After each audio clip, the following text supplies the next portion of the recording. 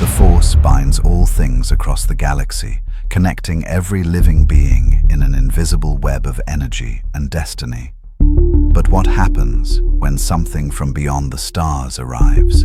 Something the Force cannot touch, cannot predict, cannot control. The Jedi would soon discover that not all warriors draw their strength from midi-chlorians, and not all shields are forged in the fires of known worlds. The Battle of Christophsis raged across the crystalline planet's surface, clone troopers in white armor exchanging blaster fire with endless waves of Separatist battle droids. The 501st Legion held a crumbling defensive position near the planet's main city, outgunned and outnumbered 3-1.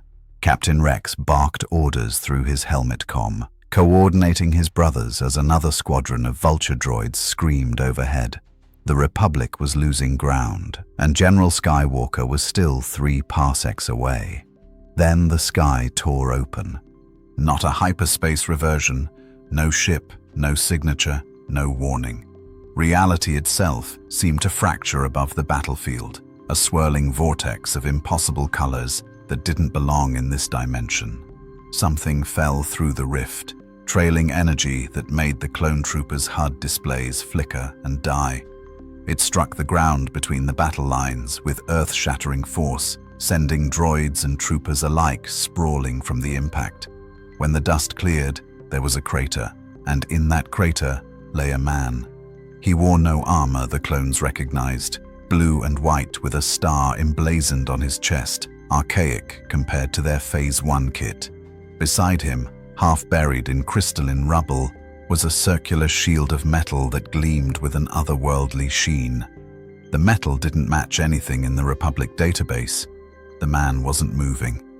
"Sir, we've got a body in the impact zone," Rex reported, rifle trained on the figure. "Unknown origin. Armor configuration doesn't match any Republic or Separatist design." "Alive or dead, Captain?" Obi-Wan Kenobi's voice crackled through the comm. Rex approached cautiously, scanning for life signs. The figure's chest rose and fell, shallow but steady. "Alive, General. Barely. He's human. No visible cybernetics. But this metal shield..." Rex tapped it with his rifle, and the sound rang pure, unlike Durasteel or Beskar. "I've never seen anything like it." The Separatist forces, equally confused, held their fire. For a moment, the entire battlefield paused, both armies staring at the impossible arrival. Then the man's eyes opened, blue, clear, and filled with the sharp awareness of a soldier who'd woken on too many battlefields. He sat up slowly, taking in the clone troopers, the droids, the alien landscape. His hand moved instinctively to his shield, pulling it from the rubble with practiced ease. "Where am I?" His voice was steady despite the crash. American accent, though no clone would recognize it as such. "Christophsis," Rex said, rifle still raised. "You're in the middle of a war zone, stranger. Republic or Separatist?" The man stood, shield on his arm, taking in the scene with tactical precision. His gaze lingered on the clone troopers, identical faces, disposable soldiers bred for war. Something flickered across his expression. Recognition, sympathy, anger. "Neither," Steve Rogers said. "But if those droids are shooting at you, I know which side I'm on." The Separatist forces opened fire. Captain America raised his shield, and the galaxy would never be the same. If you want to see more characters enter the Star Wars galaxy, hit that subscribe button and drop the name of a character you'd want to see in the comments below. May the Force be with you. The Republic medical bay aboard the Resolute hummed with activity as Steve Rogers sat on an examination table, stripped to his waist, while a medical droid ran scanners over his torso. The readings made no sense. Muscle density beyond any human baseline. Cellular regeneration at impossible rates. No midi-chlorian count whatsoever, yet physical capabilities that rivaled some Force-enhanced warriors. The droid beeped in confusion and summoned the Jedi generals. Anakin Skywalker entered first, arms crossed, eyes sharp with curiosity and suspicion. Obi-Wan Kenobi followed, stroking his beard thoughtfully. They'd watched the battlefield recordings a dozen times, this stranger moving with superhuman speed. That shield deflecting blaster bolts like a lightsaber deflected them, redirecting fire back into droid ranks with mathematical precision. He'd saved an entire clone squadron from being overrun. "So," Anakin said, leaning against the wall, "you going to tell us what you are? Because you're definitely not just some lost traveler." Steve met his gaze evenly. "My name is Steve Rogers, Captain, United States Army. He paused, searching for words that would make sense.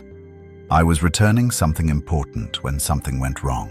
I ended up here, wherever here is." "The Republic," Obi-Wan said gently. "The Galactic Republic, to be precise. You're in the middle of a war, the Separatist crisis.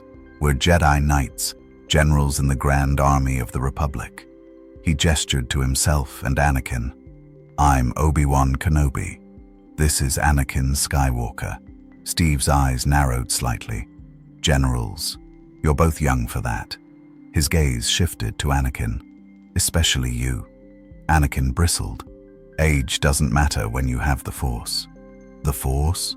Steve asked. Obi-Wan and Anakin exchanged glances. "How did you explain the Force to someone who clearly couldn't feel it?" "An energy field created by all living things," Obi-Wan said carefully.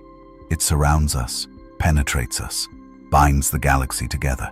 The Jedi use it to protect and serve." Steve absorbed this information with the same tactical assessment he'd given the battlefield. "And your enemies, these Separatists?"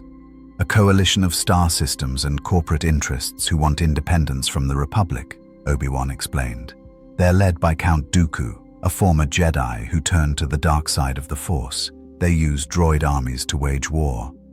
"Droid armies," Steve's jaw tightened. "And you use—" What did Captain Rex call them? "Clone troopers, soldiers grown in labs?" The temperature in the room dropped.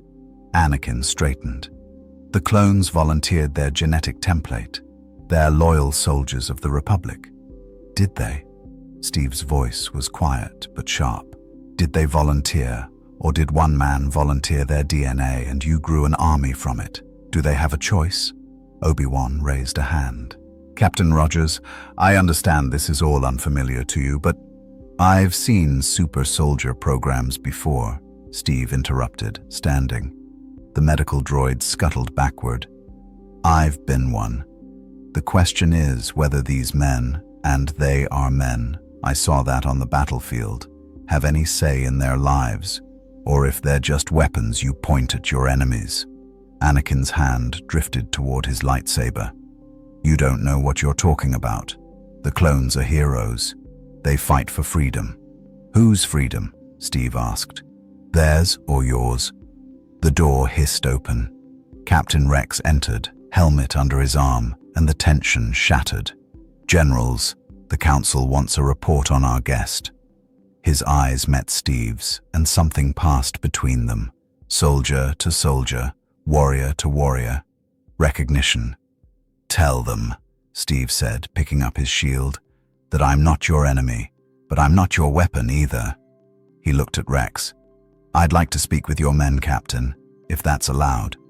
Rex glanced at the Jedi, then back to Steve. "I think they'd like that, sir. You saved a lot of lives today." Obi-Wan nodded slowly. "Very well. But Captain Rogers, this galaxy is more complicated than you realize. Choose your allies carefully." Steve strapped his shield to his back. "I always do." The barracks of the 501st were cramped and utilitarian, rows of bunks where men with identical faces tried to carve out individual identities. Some painted their armor with personal markings. Others kept small trinkets, a smooth stone from Kamino, a spent shell casing, a holopick of their squad. Steve walked among them, Rex at his side, and saw what the Jedi couldn't or wouldn't. These weren't droids with flesh. They were soldiers without a country to return to. "Fall in!" Rex barked, and 24 clone troopers snapped to attention. This is Captain Rogers. He fought alongside us on Christophsis, saved Hardcase's entire squad from that droid ambush. A trooper with blue markings, Hardcase, grinned. That shield trick was incredible, sir. Never seen anything deflect blaster fire like that except a lightsaber. Steve nodded, studying each face. Identical features, but different eyes, different scars, different stories written in the set of their shoulders and the way they held themselves. At ease, men. They relaxed slightly, though discipline held them straight. I wanted to thank you for pulling me out of that crater, for trusting me in the fight. You proved yourself, sir, another trooper said. 5s, according to his armor markings. Any man who stands with clones against clankers is all right in our book.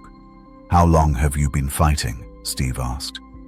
Since activation, Rex said. 3 years for most of us, some younger. We were bred for this, created to defend the Republic. Steve's expression darkened. Created, not born. The clones shifted uncomfortably. They'd never questioned it before. Why would they? It was simply what they were. Sir, Jesse spoke up, we know what we are. We're soldiers. It's our purpose. Every man has a choice, Steve said quietly. I was a soldier because I chose to be, because I believed in something worth fighting for. Do you believe in this war? Silence fell over the barracks. It was a question no Jedi had ever asked them. No Republic officer had ever cared to know. Rex removed his helmet, meeting Steve's eyes directly. We believe in our brothers. We fight because if we don't, more of us die. That's all the choice we get.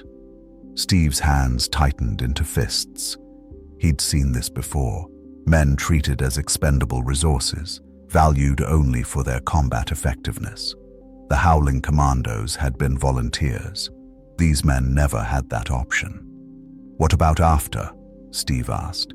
After the war, what happens to you? The clones exchanged glances. Several shrugged. Haven't thought that far ahead, sir, Kix admitted. Most of us don't expect to see the end of it. Before Steve could respond, alarms blared throughout the ship. Red emergency lights bathed the barracks in crimson. Rex's helmet went back on instantly. Battle stations. All personnel to combat positions.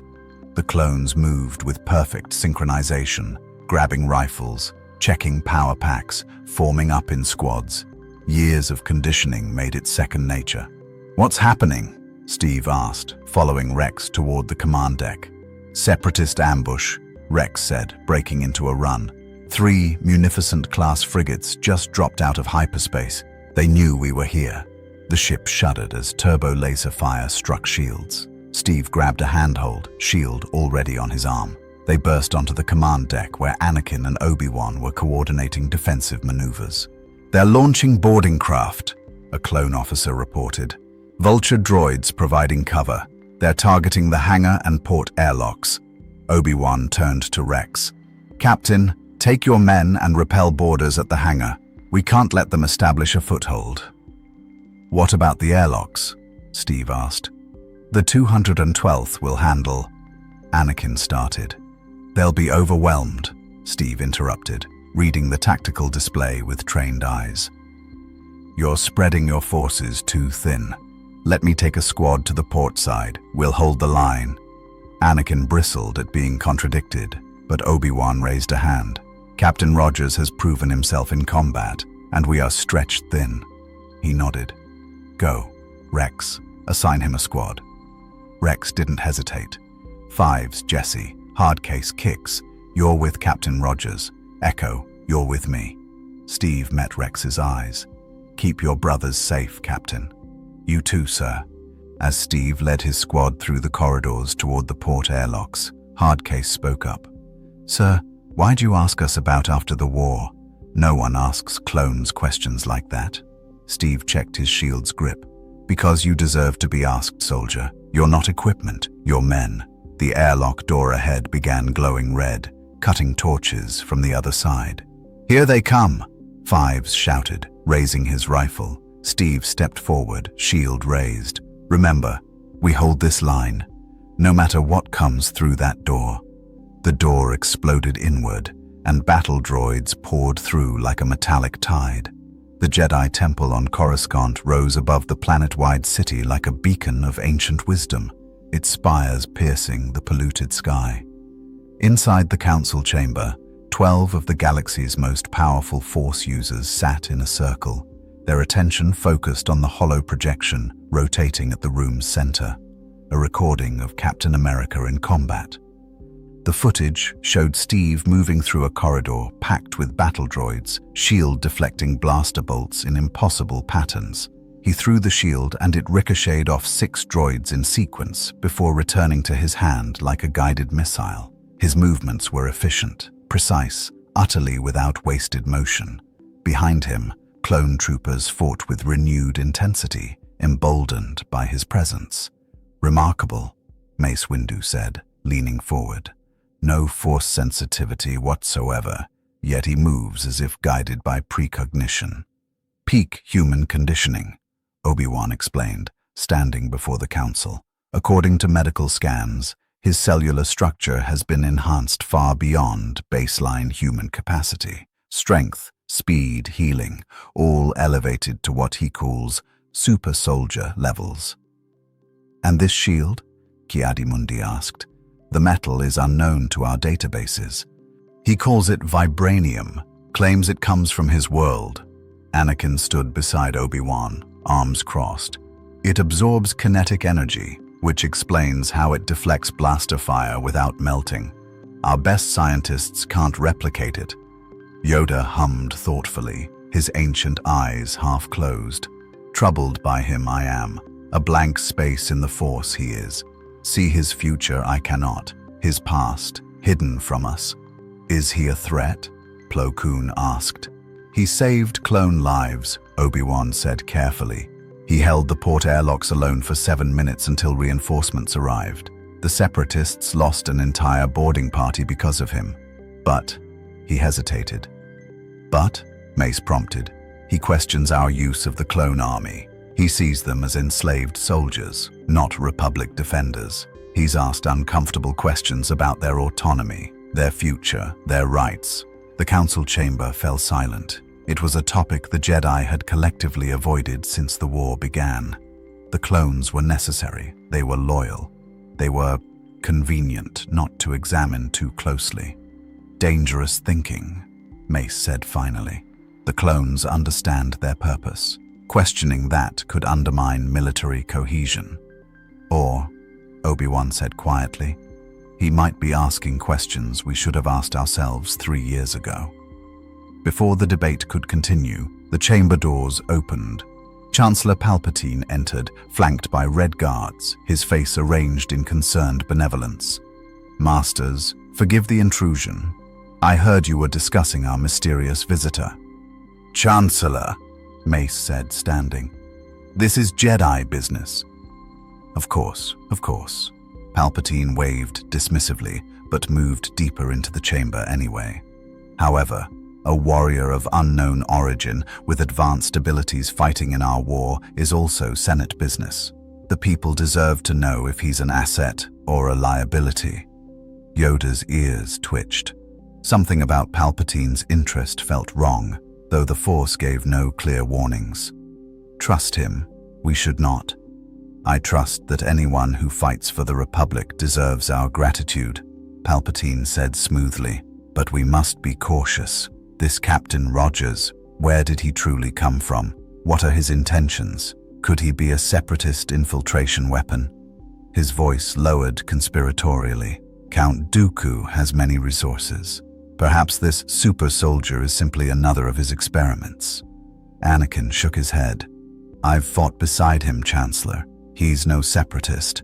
He saved clone lives when he could have let them die, which would make him an excellent long-term asset if he were indeed an infiltrator," Palpatine countered. "Build trust, learn our secrets, and strike when we're vulnerable." He turned to the council. "I propose we extend an offer. Integrate him into Republic forces under close supervision. If he's genuine, we gain a powerful ally. If he's a threat, we keep him contained." Mace exchanged glances with Obi-Wan. The logic was sound, even if Palpatine's sudden interest felt opportunistic. "There's another matter," Palpatine continued. "The Kaminoans have expressed interest in studying Captain Rogers.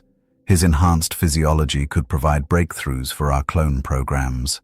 Imagine an army with his abilities." "No." The word came from the doorway. Steve Rogers stood there in his full uniform, shield on his back, having been summoned to the council. His voice was steel. "I'm not a science experiment, and I won't be used to create more soldiers without choice." Palpatine's expression shifted to wounded surprise.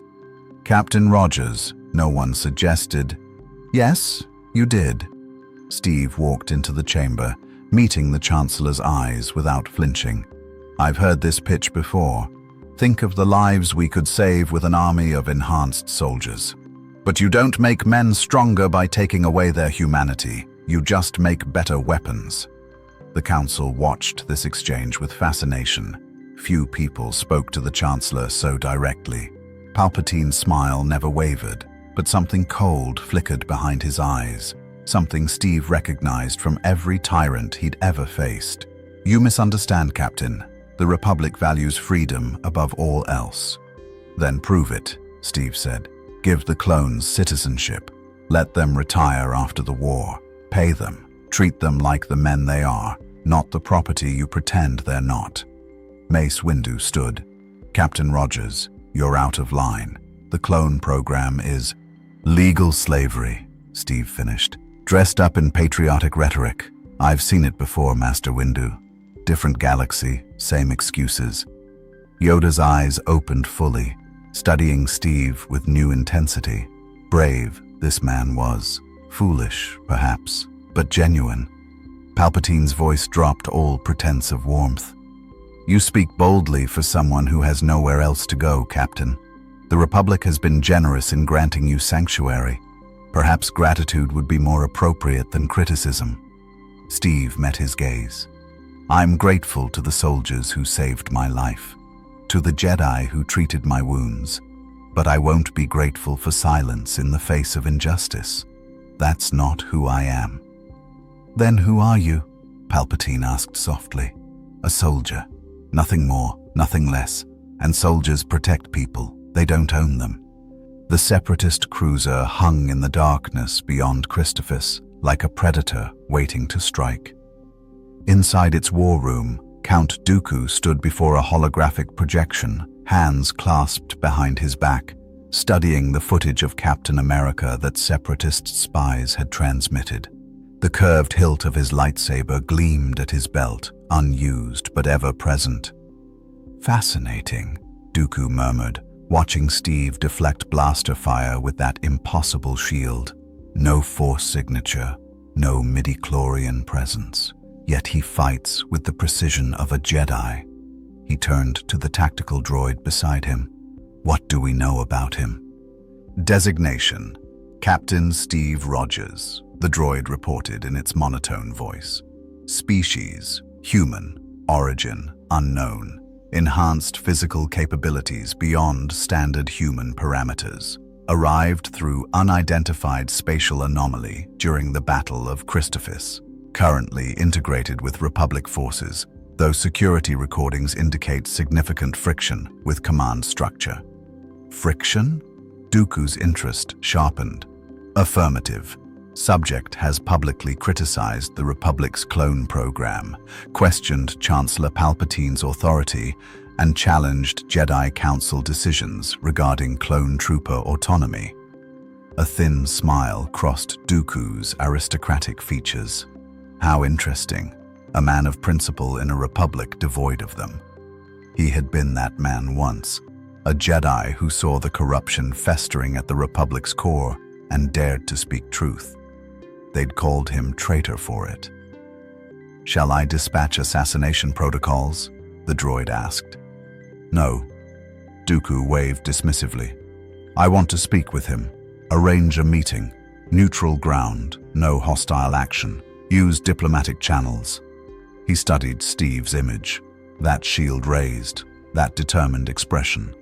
A man who questions the Republic might be open to hearing alternatives. But Master, surely he's been indoctrinated by Jedi propaganda. The Jedi can't indoctrinate someone they can't touch with the Force, Dooku said. Captain Rogers sees this galaxy with outside eyes. That makes him either very dangerous or very valuable. He smiled. I intend to discover which. 3 days later, Steve received an encrypted transmission on a personal holocom, a gift from the Jedi Council for secure communication, though he suspected it was also a tracking device. The blue holographic image that materialized was an older man with an elegant beard and piercing eyes, dressed in dark robes. Captain Rogers, Count Dooku said, his voice cultured and measured. Forgive the unorthodox contact. I am Count Dooku, leader of the Confederacy of Independent Systems. Steve's hand moved instinctively toward his shield. I know who you are. The Jedi told me. I'm sure they did. I imagine they painted me as a monster. Dooku's expression remained calm. Did they also tell you that I was once a Jedi Master? That I spent 70 years serving the Order before I saw the truth they refused to acknowledge? That you turned to the dark side? That I rejected a corrupt institution serving a dying republic? Dooku leaned forward. Tell me, Captain, in your short time here, what have you observed? A democratic government of free systems, or a bureaucratic oligarchy propped up by slave soldiers? Steve's jaw tightened. The words hit too close to observations he'd already made. I've done my research on you, Dooku continued. You challenged your own government when it strayed from its principles. You fought tyranny, even when your own people called you traitor. You understand that sometimes the side wearing the heroic mantle is the one committing the greater evil. What do you want, Dooku? A conversation, nothing more. Neutral station, minimal security. I'll come alone if you do. I want you to hear the Separatist perspective from someone other than Jedi propagandists. Dooku's expression softened. You've questioned the clone army. Good, you should. But have you asked why the Separatists fight?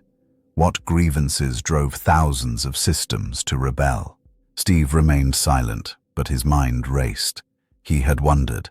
The official Republic line was simple.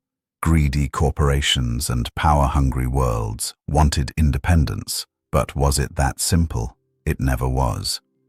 The Republic is corrupt, Captain. The Senate serves special interests. Outer Rim worlds are exploited for resources while receiving no representation. When they petition for reform, they're ignored or crushed.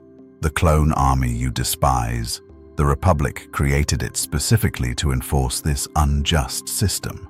Dooku's voice carried genuine passion. The Confederacy fights for self-determination, for freedom from a tyrannical core that treats entire sectors as colonial possessions.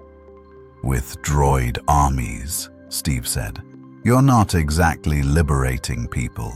Droids don't die. Droids don't have families waiting for them.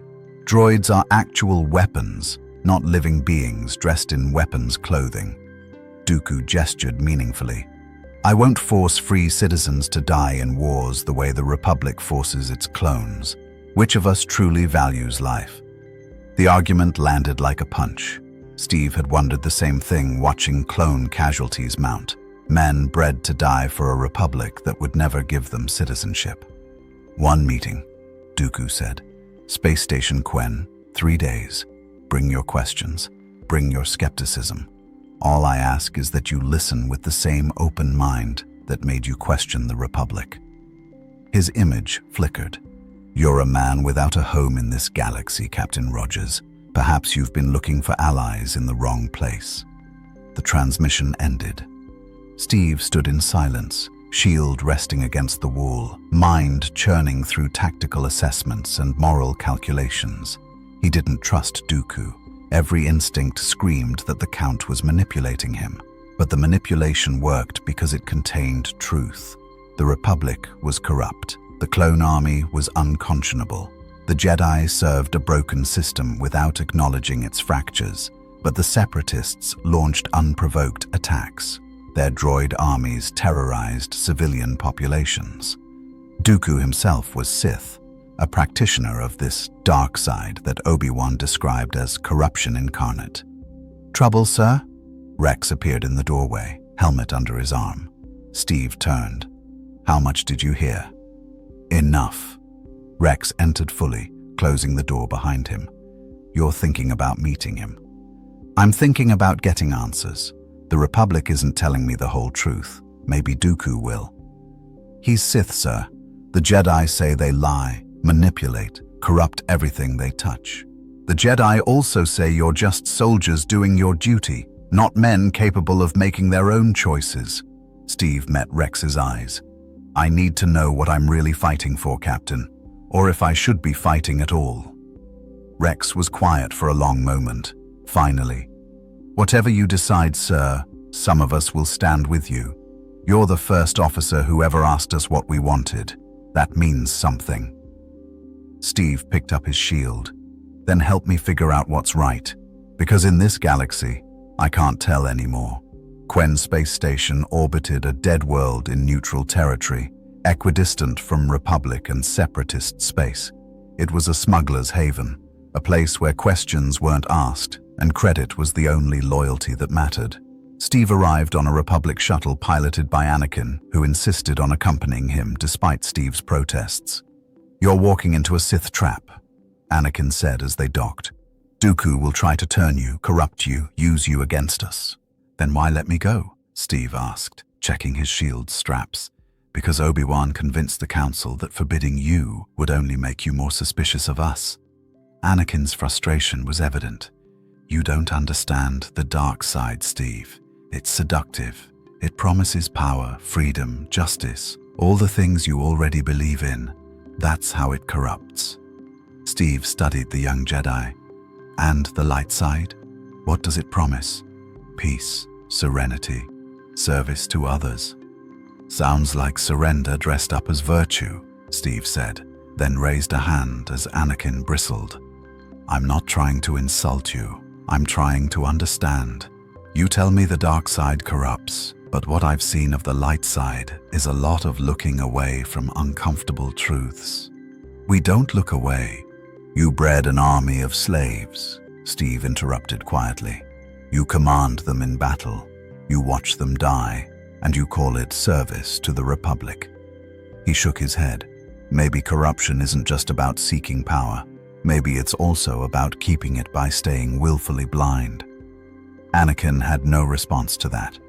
The station's cantina was dimly lit, filled with species Steve didn't recognize: Rhodians, Twi'leks, Duros, and dozens of others. Count Dooku sat alone at a corner booth, a single glass of wine before him, no guards visible. He stood as Steve approached, offering a respectful nod. "Captain Rogers, thank you for coming." Dooku gestured to the seat across from him. "I assure you, there are no assassins, no traps, just conversation." Steve sat, shield across his lap, eyes scanning for threats. Anakin remained by the entrance, hand near his lightsaber. "Talk." Dooku smiled. "Direct. I appreciate that. Very well." He sipped his wine. "Tell me what you've learned about this war." "The Separatists want independence from the Republic. The Republic wants to maintain unity. Both sides use armies, one droid, one clone, to kill each other across the galaxy." "Accurate but incomplete," Dooku said. "Do you know why the Outer Rim system seceded?" Steve shook his head. "Taxation without representation, exploitation of resources with no return investment in infrastructure, core worlds living in luxury while Rim planets starve. Sound familiar to a student of history?" Dooku leaned forward. "Your own nation was born from similar grievances, was it not? Colonial rebellion against an oppressive empire." "The Separatists started the war," Steve countered. "Geonosis, the droid factories. You attacked first. We prepared to defend ourselves after the Republic discovered our existence and sent an invasion force." Dooku's voice remained calm. "The Jedi arrived with a clone army. a secret army they'd hidden from the Senate for years, and attacked sovereign Separatist territory. We fought back. Who truly started the war, Captain? Steve's mind worked through the timeline. He'd heard the official version, Separatist aggression, Republic response. But Dooku's framing made it sound like self-defense. The Senate authorized the clone army. Did they? Or did Chancellor Palpatine use emergency powers to activate an army that mysteriously appeared exactly when needed? Dooku's eyes glinted. Convenient, don't you think? A crisis erupts, and suddenly the Republic has a military force ready to deploy. No debate, no oversight, just instant war. The implications chilled Steve. He'd seen governments manufacture consent for war before. What's your point? My point is that this war benefits someone, but it's not the Separatists, and it's not the Republic's citizens dying in it. Dooku's voice dropped. Someone orchestrated this conflict. Someone wants the galaxy burning, and the Jedi, for all their vaunted wisdom, serve that agenda without question. You're Sith, Steve said. The Jedi say you serve the dark side. I serve my own conscience. I left the Jedi Order because they became guardians of stagnation, enforcers for a corrupt Senate. They preach non-attachment while forming armies. They claim to serve life while commanding men bred to die. Dooku's expression hardened. You've seen it yourself. The hypocrisy, the blind spots, the moral compromises they make without acknowledging their compromises at all. Steve couldn't argue. He'd seen exactly that. The dark side isn't what the Jedi claim, Dooku continued. It's simply passion instead of placidity, action instead of meditation, the freedom to feel anger at injustice rather than suppress it into false serenity. He gestured to Steve. You fight with passion. You feel righteous anger when you see the clones treated as equipment. The Jedi would tell you to let go of that anger, find peace with their suffering. I say your anger is justified, and suppressing it makes you complicit. Anger leads to hate. Does it? Or does anger channeled properly lead to change? Dooku smiled. You were angry at your own government's failures. Did that anger corrupt you, or did it give you the strength to stand against them?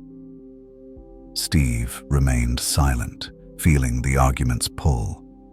It was seductive because it contained truth wrapped around poison.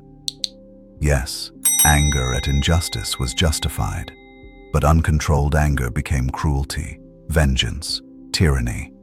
He'd seen that too. Join us, Dooku said quietly. The Confederacy needs voices like yours. Principled warriors who refuse to compromise their ideals for convenient lies. Help us build a better galaxy, one where systems govern themselves, where citizens make choices instead of being governed by corrupt bureaucrats and mystical fanatics. And what happens after you win? Steve asked. Who leads this new Confederacy? You?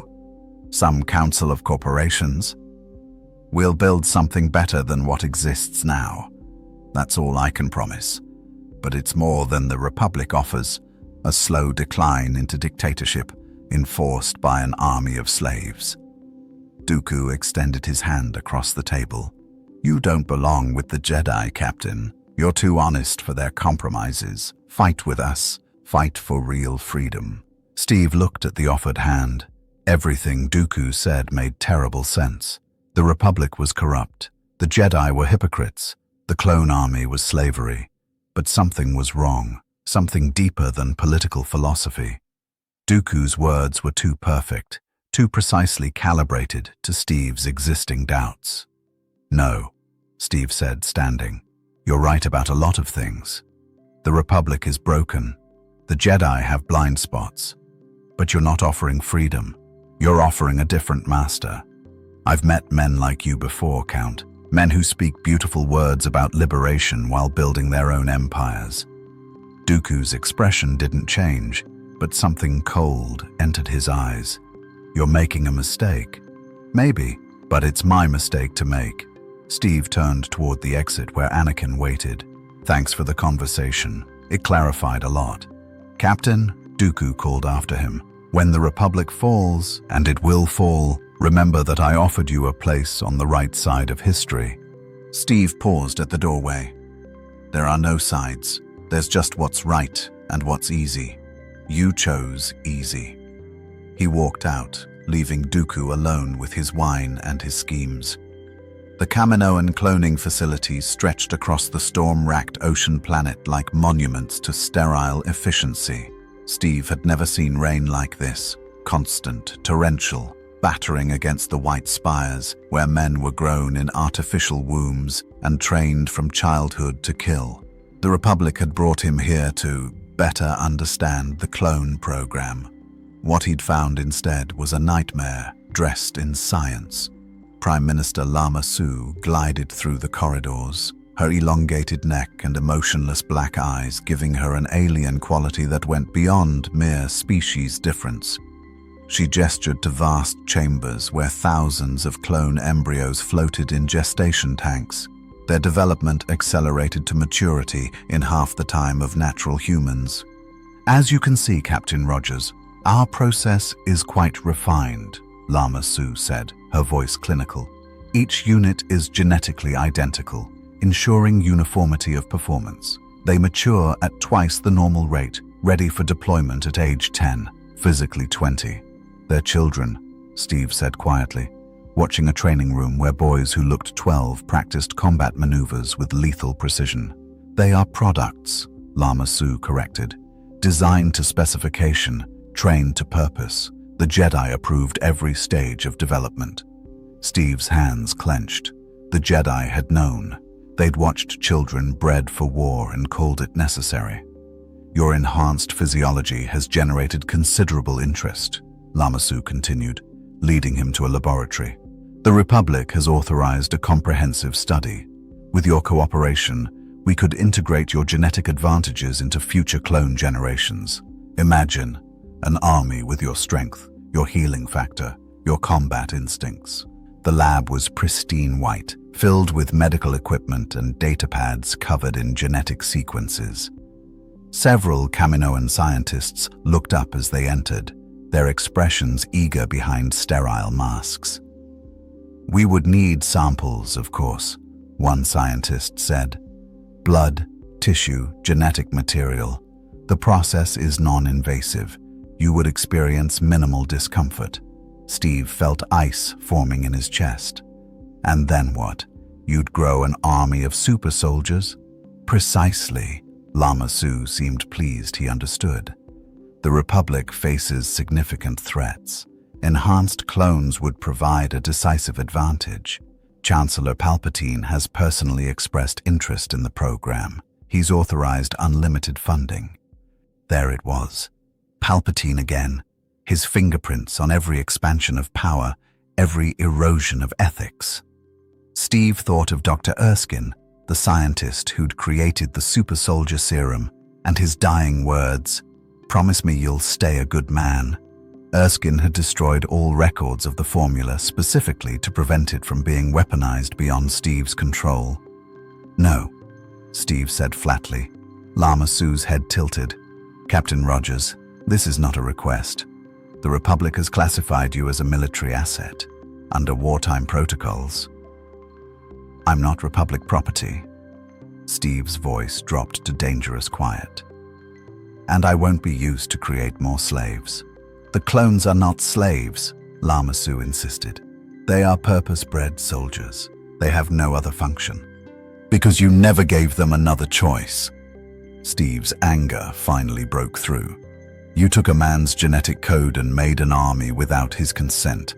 You grow children at double speed and train them to die before they understand what life is. You call it science, but it's just slavery with a laboratory coat." The Kaminoans exchanged looks. Lama Su's expression remained impassive. "Your cooperation would be preferable but not essential. We have medical scans from your time in Republic care, blood samples from your injuries, tissue from your combat wounds.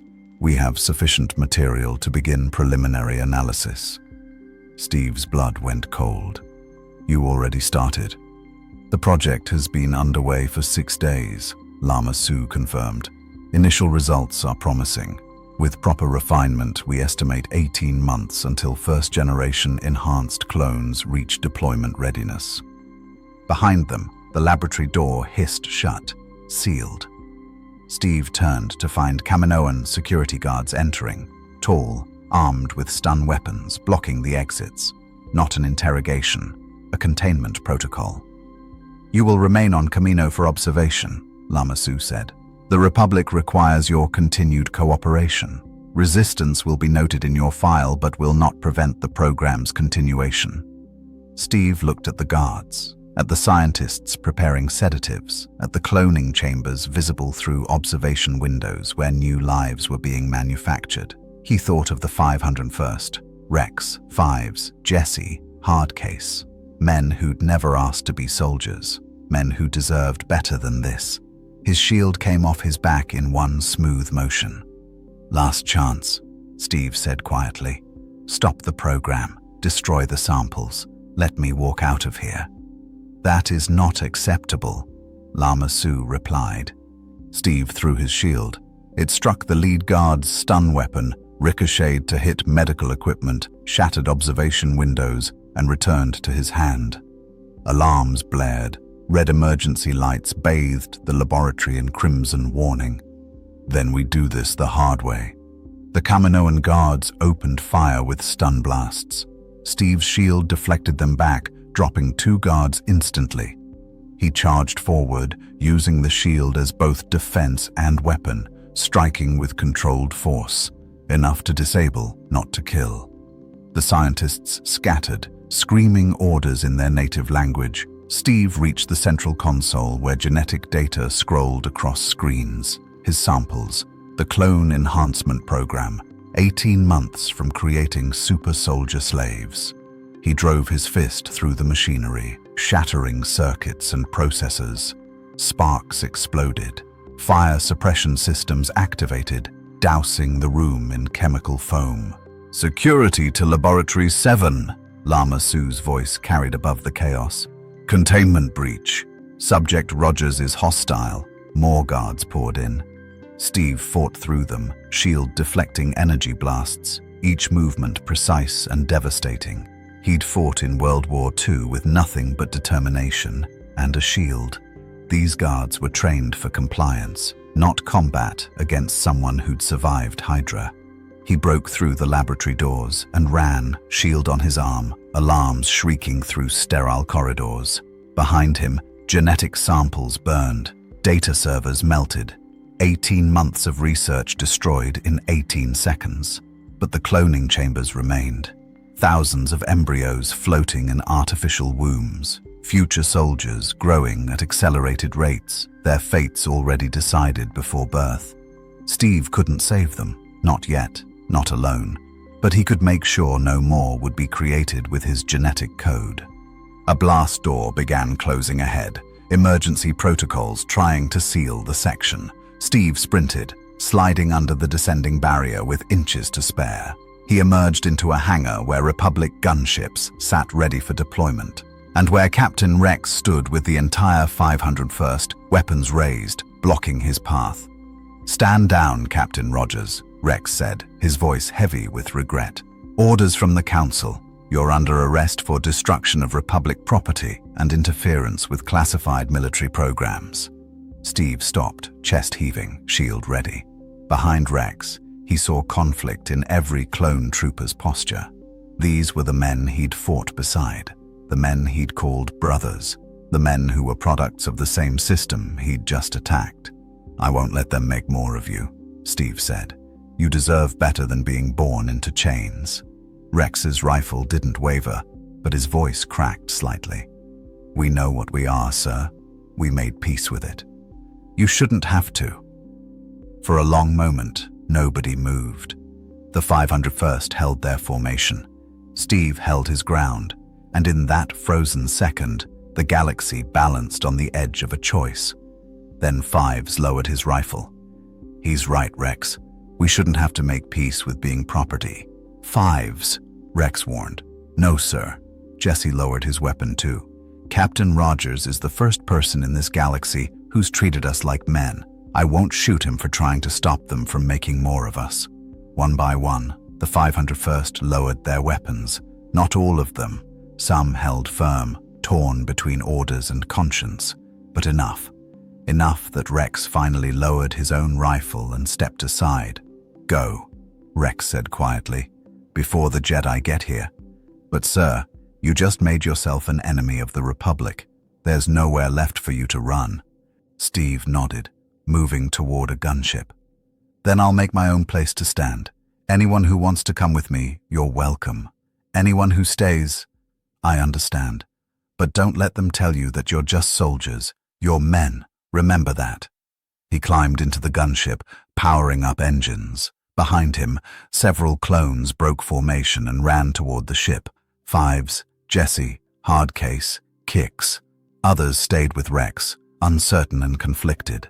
As the gunship lifted off into Kamino's endless storm, Steve Rogers became a fugitive in a galaxy at war, with only his shield, his principles, and a handful of deserters who'd chosen freedom over obedience. And somewhere in the Senate chambers of Coruscant, Chancellor Palpatine smiled. The abandoned mining station on Ryloth's moon had been dead for 5 years, its tunnels empty except for rust and forgotten equipment. Now it housed something the galaxy had never seen: clone deserters building a life beyond the war. Steve worked alongside Fives, Jesse, Hardcase, and Kix, retrofitting living quarters from storage rooms, establishing defensible positions, and creating something that resembled a home rather than a barracks. Republic patrols swept this sector twice this week, Fives reported, studying a salvaged datapad. "They're looking for us. The Jedi Council issued a warrant for your arrest. Destruction of military assets, inciting desertion, treason. Treason against a republic that breeds slaves," Steve said, welding a support beam into place. "I'll wear that charge." Jesse entered carrying supplies, food, water, medical equipment stolen from Republic transports. Behind him came 3 more clones, still wearing their armor, but with the Republic insignia scratched off. "Found these brothers on Tatooine. Deserted after Geonosis. Been hiding ever since." The new arrivals looked uncertain, almost afraid. Their leader, a trooper with a scar across his cheek, stepped forward. "Sir, we heard rumors. A Republic captain sheltering deserters. Thought it was propaganda until we saw Jesse." He removed his helmet, revealing a face lined with exhaustion. "I'm Tracker. These are my squad mates, Patch and Needle. We couldn't do it anymore. Watching our brothers die for senators who call us expendable, we left." Steve offered his hand. "You're safe here. No one's expendable. No one's property." Tracker shook it, something breaking in his expression.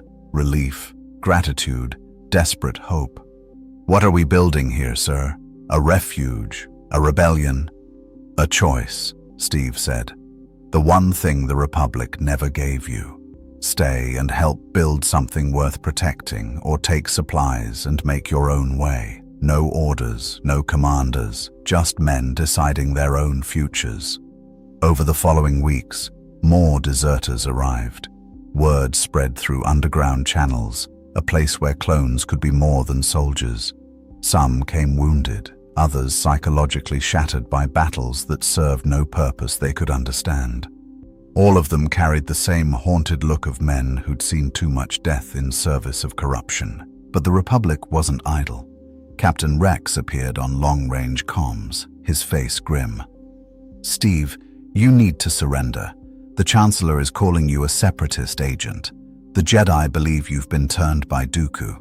Every day you run makes it worse." "I'm not running," Steve said. "I'm standing for something. When will you, Rex?" "I serve the Republic. You serve a lie." Steve's voice was firm, but not unkind. "You know what they did on Kamino. You know they were going to make more soldiers from my DNA without consent. You know the Republic sees you as equipment. When does loyalty become complicity?" Rex was silent for a long moment. "What you're doing will end with you dead, and everyone who followed you court-martialed." The clones need soldiers like you fighting from inside the system, not outside it. The system doesn't reform itself, Rex. It takes people willing to stand against it. Steve paused. When this war is over, if you survive, what happens to you? To all the clones? Have you asked? We'll be decommissioned, retired. Where? To what? You've never had homes, never had lives outside the military. You'll be obsolete equipment the Republic disposes of. Steve leaned closer to the holocom. I'm building something different here, a place for after. When you're ready to claim it, we'll be here. The transmission ended. Steve knew Rex would report his location, knew Republic forces would come eventually, but not yet. They had time. That evening, Steve stood on the station's observation deck, watching Ryloth rotate below, a beautiful planet scarred by occupation and war. Hardcase joined him, carrying 2 canteens of water. Thinking about home, sir? Hardcase asked. I don't have a home anymore, Steve admitted. Not here, not in my world. I'm stuck between galaxies, fighting someone else's war. Respectfully, sir, it's your war now too. Hardcase gestured to the station behind them, where clones laughed and shared stories, where men who'd never known childhood learned to simply exist without purpose, driving every moment. We were made to fight and die. You showed us we could be more. That's worth fighting for. Before Steve could respond, alarms blared. Kix's voice crackled through the station intercom. Republic gunships inbound, multiple contacts, they found us. Steve grabbed his shield and ran to the command center, where salvaged sensors showed a dozen LAAT gunships approaching, flanked by ARC-170 fighters. Not a diplomatic mission, an assault force. How many? Steve demanded.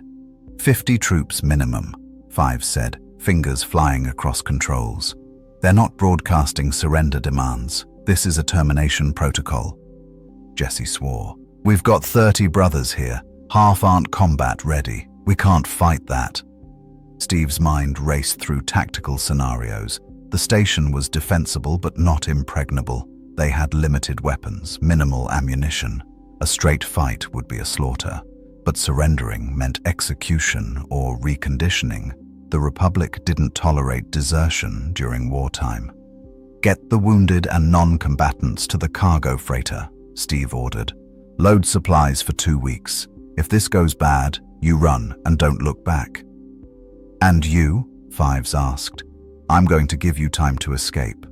Sir, that's suicide. That's an order. Steve's voice cracked like thunder. Then, softer. You taught me what it means to be brothers. Let me be your brother now. Get them out. The clones hesitated, but discipline held. They moved to evacuate while Steve positioned himself at the main hangar entrance, shield on his arm, standing alone against an army. The Republic gunships landed in precise formation. Clone troopers poured out, the 212th, Obi-Wan's battalion, and emerging from the command ship came Obi-Wan Kenobi himself, lightsaber unignited but ready, his expression heavy with regret. Captain Rogers, Obi-Wan called across the hangar. By order of the Jedi Council and the Galactic Senate, you are under arrest. Surrender peacefully, and I give you my word, you'll have a fair trial. Your word, Steve said. Like your word that the clones were volunteers? Like your word that the Republic serves justice? Obi-Wan's shoulders sagged slightly. Steve, please, don't make this worse than it already is. The clones with you can return to service with minimal punishment, but only if you surrender now. They're not going back to slavery. They're soldiers. They have duty, purpose, honor in service. They have nothing. Steve's voice echoed through the hangar. No rights, no citizenship, no future beyond the next battlefield. You call it honor, but it's just a cage with medals on the bars. Behind him, the cargo freighter's engines powered up. Obi-Wan's eyes flicked to the sound, understanding dawning. You're letting them escape. I'm giving them a choice, something you never did. Obi-Wan's hand moved to his lightsaber. "I can't let you do this. Stand aside, Steve. I don't want to fight you." Steve raised his shield. "Then leave. Let them go. Pretend you never found this place. Be the Jedi you're supposed to be instead of the Republic's enforcer." For a moment, Obi-Wan looked torn, caught between duty and conscience, between orders and friendship forged in battle. Then his lightsaber ignited, blue plasma humming in the dim hangar. "I'm sorry, old friend. May the Force forgive us both." The 212th raised their rifles. Steve tightened his grip on his shield, and in the moment before violence erupted, the cargo freighter launched from the rear hangar, carrying 30 deserters toward freedom, while one man stood against an army to buy them time. "For freedom," Steve whispered. Then the shooting began. The shield sang as it deflected blaster bolts, Steve moving through the hangar like a whirlwind of red, white, and blue. He'd fought overwhelming odds before, Azano, the Valkyrie, Sokovia, but never without teammates, never truly alone. The 212th were professional soldiers, their fire disciplined and coordinated, forcing him into constant defensive motion. Obi-Wan's lightsaber cut through the air, seeking non-lethal strikes, shoulders, legs, disabling rather than killing. Steve respected that even as he blocked with his shield, the vibranium absorbing the plasma blade's energy without melting. The Jedi's eyes widened at the impossibility of it. "What is that metal?" Obi-Wan demanded, pressing the attack. "Something from a better world," Steve grunted, pivoting to deflect incoming blaster fire while simultaneously blocking a lightsaber strike. His super soldier reflexes were the only thing keeping him alive, his enhanced perception tracking multiple threats simultaneously. A thermal detonator rolled across the hangar floor. Steve threw his shield, intercepting it mid-explosion. The detonation sent shockwaves through the space, momentarily stunning the 212th. Steve used those precious seconds to collapse a support column with a well-placed strike, creating a barrier of debris between himself and half the Republic forces. But he was tiring. Enhanced physiology or not, one man couldn't hold against 50 indefinitely. Blood ran from a grazing blaster wound on his shoulder. His left side ached from a glancing lightsaber strike that had scorched through his uniform. The shield felt heavier with each throw and catch. "Stand down!" Obi-Wan commanded, breathing hard. "Steve, there's nowhere to go. Your friends have escaped. You've succeeded. Don't throw your life away for pride." "Not pride," Steve said, coughing. "Principle." Then the hangar's main door exploded inward. Count Dooku strode through the smoke and debris, red lightsaber blazing, flanked by super battle droids and IG-100 Magna Guards. His elegant robes billowed as he surveyed the scene with cold satisfaction. "How touching," Dooku said. "The Republic's attack dog cornering a man of conscience. Tell me, Master Kenobi, does the Council know you're executing prisoners now?" Obi-Wan's expression hardened. "Dooku, this is Republic business. Leave now or be arrested as well." "I think not." Dooku's gaze shifted to Steve. "Captain Rogers, my offer stands. Join the Confederacy. We'll grant your deserter friends sanctuary and citizenship, something the Republic will never provide." Steve struggled to his feet, shield raised against both sides. Blood dripped from multiple wounds. "I'm not joining anyone who thinks droids and manipulation are paths to freedom." Dooku's smile faded. "Then you'll die for nothing. Better than living for a lie." The Separatist forces opened fire. The 212th returned fire. Steve found himself in the worst tactical position imaginable, trapped between two armies, both trying to kill or capture him, neither representing anything worth dying for. He threw his shield in a wide arc, striking battle droids and forcing clone troopers to dive for cover. The shield ricocheted off walls, creating chaos in the crossfire, before returning to his hand. He used the momentary confusion to sprint toward a side corridor, but Dooku's force push sent him crashing into a durasteel wall. Pain exploded through Steve's ribs. He tasted copper, felt something crack inside. The world blurred. Through dimming vision, he saw Obi-Wan and Dooku engaging in a lightsaber duel, their blades a blur of blue and red, while clone troopers and battle droids slaughtered each other around them. This was the galaxy he'd landed in. Two corrupt sides grinding soldiers into dust, while Force users fought their philosophical battles overhead, uncaring about the lives crushed beneath their ideologies. Steve forced himself up. Every breath hurt. His shield felt impossibly heavy, but 30 men were escaping to freedom because he'd stood here. 30 men who'd never had a choice now had one. That meant something. "Sir!" A voice cut through the chaos. Captain Rex appeared from an auxiliary entrance, leading elements of the 501st. Not all of them, but enough. "We're getting you out of here." "Rex!" Steve couldn't believe it. "You deserted?" "No, sir," Rex said, laying down covering fire. "We're following a superior officer who's been classified as compromised. We're bringing him in for medical evaluation." His voice carried bitter irony. Standard protocol for soldiers suffering psychological breaks. It was an excuse thin enough to see through, but it gave Rex plausible deniability. The 501st formed a protective cordon around Steve, fighting their own brothers to extract him. Clone against clone, the ultimate tragedy of this war made manifest. "Fall back to the transport!" Fives shouted, appearing with Jesse and Hardcase. They'd returned, unable to leave Steve to die alone. Brothers to the end. Obi-Wan saw what was happening. "Rex, stand down! That's a direct order!" "Sorry, General," Rex said, not sounding sorry at all. "Comms must be malfunctioning." He fired a stun blast that forced Obi-Wan to deflect with his lightsaber. Dooku laughed, a cold sound devoid of humor. "How delightful! The Republic tears itself apart. Captain Rogers, you've accomplished more damage to your enemies than I could have dreamed." Steve met Dooku's eyes as the 501st dragged him toward their LAAT gunship. "I'm not your weapon either." They made the gunship just as Separatist reinforcements arrived. Vulture droids screaming through Ryloth's atmosphere, more battle droids deploying from landed transports. The Battle of Ryloth's moon had begun, with Steve at its accidental center. The LAT launched into space as turbo laser fire crisscrossed the void. Republic and Separatist forces both pursued, neither willing to let Steve escape.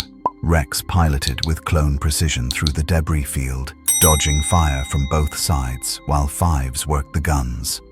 "Where are we going?" Steve asked, holding his bleeding side. "Somewhere the Republic and Separatists won't follow," Rex said. "Mandalorian space. We've got contacts there. Death Watch has no love for either faction. They might give us sanctuary." "Death Watch?" Steve tried to focus through the pain. "That sounds ominous." "Everything in this galaxy is ominous, sir," Jesse said, applying medical gel to Steve's wounds. "Welcome to our world." Through the viewport, Steve watched the battle rage behind them. Clone troopers killing battle droids, Jedi fighting Sith, the endless cycle of violence that defined this galaxy.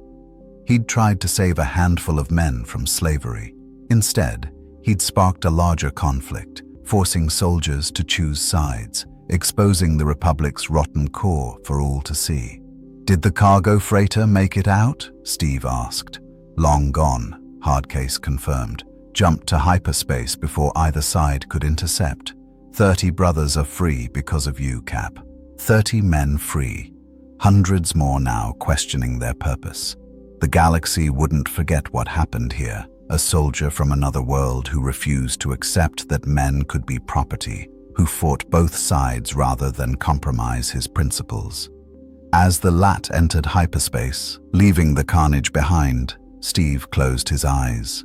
He'd lost. The Republic would hunt him forever. The Separatists would never stop trying to use him. He'd become a fugitive with no home and no nation in a galaxy burning with war. But 30 men were free, and that was worth every scar. The Mandalorian enclave on Concordia was carved into ancient mines, hidden from Republic and Separatist sensors by layers of stone and jamming technology. Pre Vizsla, leader of Death Watch, stood before Steve with arms crossed, Beskar armor gleaming in the dim torchlight. Around them, Mandalorian warriors watched with predatory interest. These were soldiers who respected strength, and Steve's stand against impossible odds had earned their attention. "You're either very brave or very stupid," Pre Vizsla said, his voice filtered through his helmet. "The Republic wants you dead. The Separatists want you as a trophy. You come to us with nothing but a handful of deserters in that shield, asking for sanctuary." "I'm asking for a chance," Steve corrected. "These men deserve lives beyond the war. They deserve the freedom to choose their own paths." Pre Vizsla studied him for a long moment, then removed his helmet. His scarred face bore the marks of countless battles. "The Mandalorians were warriors long before the Republic existed. We understand what it means to fight for more than credits or senators' ambitions." He gestured to the clones standing behind Steve. Rex, Fives, Jesse, Hardcase, Kix, and 24 others who'd followed them into exile. "These men fought their own brothers to save you. That's Mandalorian honor. We respect it."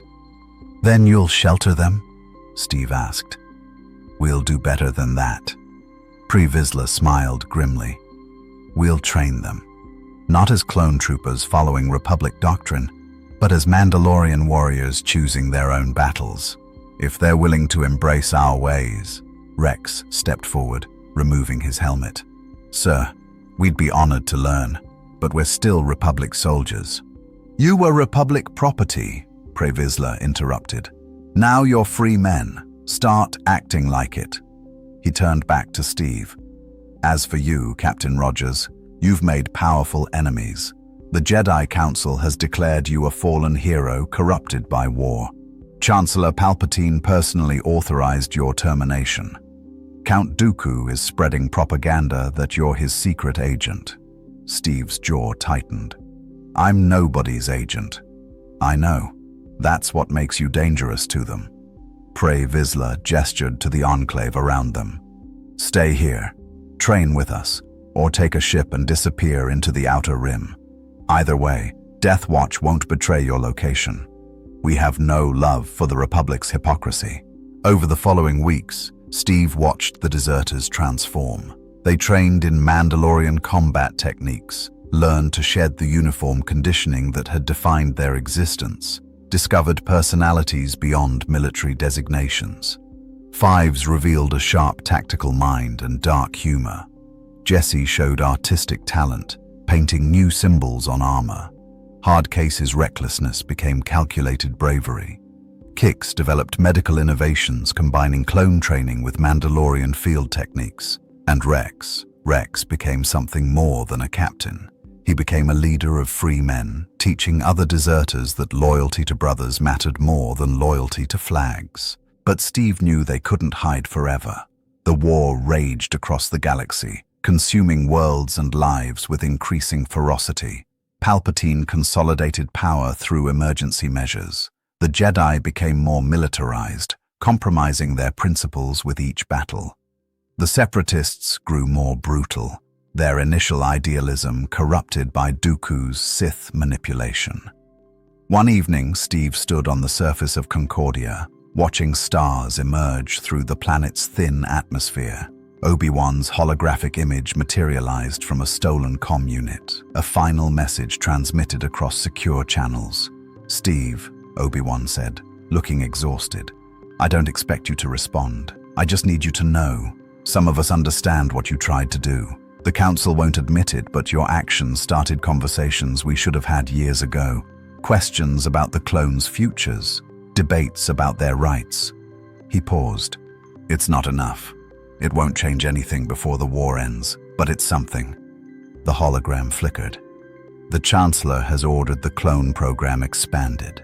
New inhibitor chips installed in all units to ensure complete loyalty.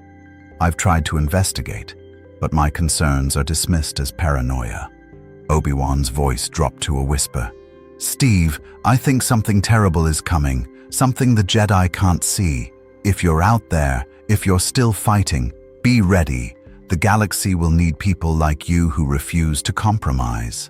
The message ended. Steve stared at the stars, feeling the weight of impossible knowledge. He was one man with a shield in a galaxy of trillions. He'd saved 30 clones from slavery, but couldn't save millions more. He'd exposed the Republic's corruption, but couldn't stop its decline into tyranny.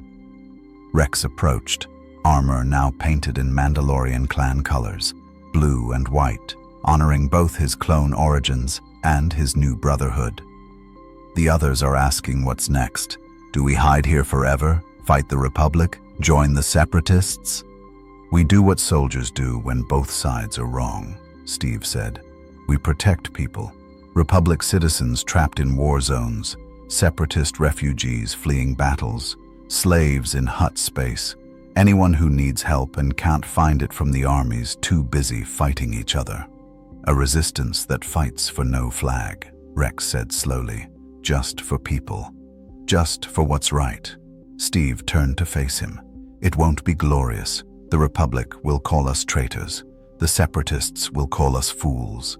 We'll have no support, no recognition, no place in history." He smiled slightly.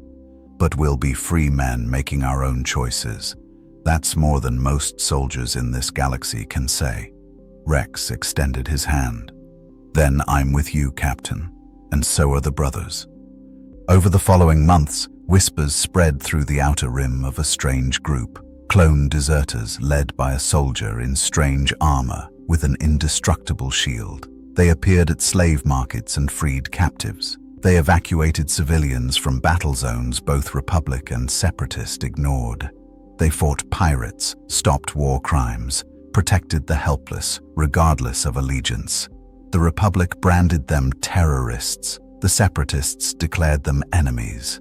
But to refugees and slaves, to civilians crushed beneath the war's machinery, they became something else. A legend of soldiers who fought for no cause except mercy. And in the Senate chambers, Chancellor Palpatine watched reports of Captain America's activities with cold calculation. This outsider had become an unpredictable variable in carefully laid plans. Not powerful enough to threaten the grand design, but disruptive enough to require attention. "Interesting," Palpatine murmured to empty air. "A soldier who refuses to be controlled. We shall see how long such integrity survives in this galaxy." The Force binds all things across the galaxy, connecting every living being in an invisible web of energy and destiny. But what happens when something from beyond the stars arrives? Something the Force cannot touch, cannot predict, cannot control. The Jedi would soon discover that not all warriors draw their strength from midi-chlorians, and not all shields are forged in the fires of known worlds. The Battle of Christophsis raged across the crystalline planet's surface, clone troopers in white armor exchanging blaster fire with endless waves of Separatist battle droids.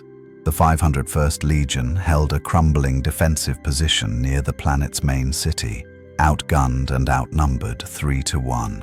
Captain Rex barked orders through his helmet comm, coordinating his brothers as another squadron of vulture droids screamed overhead. The Republic was losing ground, and General Skywalker was still 3 parsecs away. Then the sky tore open. Not a hyperspace reversion, no ship, no signature, no warning.